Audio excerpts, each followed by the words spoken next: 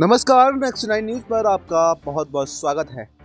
Chandigarh mayor चुनाव के नतीजे सामने आ गए हैं और इस बार के मेयर चुनाव में बीजेपी ने जीत हासिल कर ली है।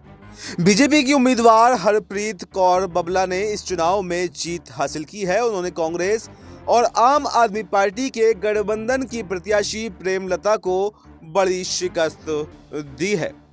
भाजपा के मेयर पद की उम्मीदवार हरप्रीत कौर बबला को कुल 19 वोट मिले। वहीं पर आम आदमी पार्टी की मेयर पद की उम्मीदवार प्रेमलता को सिर्फ 17 वोट ही मिल पाए।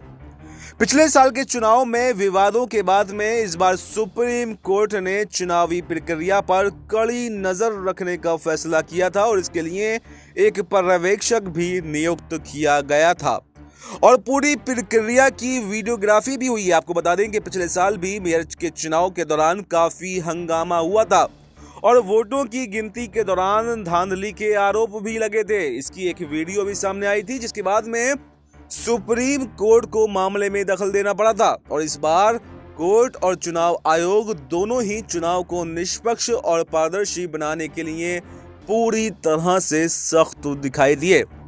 इस बार मेयर का चुनाव गुप्त मतदान के जरिए से हुआ और पार्षदों को बैलेट पेपर पर निर्देशित स्थान पर ही वोट दिया। गुप्त मतदान होने से क्रॉस वोटिंग की भी संभावना बढ़ जाती है। चुनावी प्रक्रिया के अनुसार सबसे पहले मेयर का चुनाव हुआ।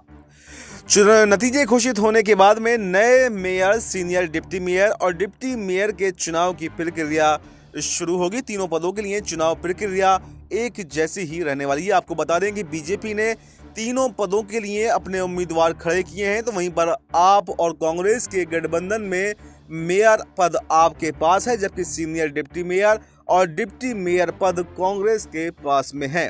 और दिलचस्प बात यह है कि दिल्ली विधानसभा चुनाव में आम आदमी पार्टी और कांग्रेस एक दूसरे के खिलाफ चुनाव लड़ रहे हैं। कांग्रेस पार्षद गुरबख्श रावत के बीजेपी में शामिल होने से बीजेपी के पास 16 पार्षद हो गए हैं, जबकि कांग्रेस के पास पार्षदों की संख्या 7 से घटकर 6 रह गई है।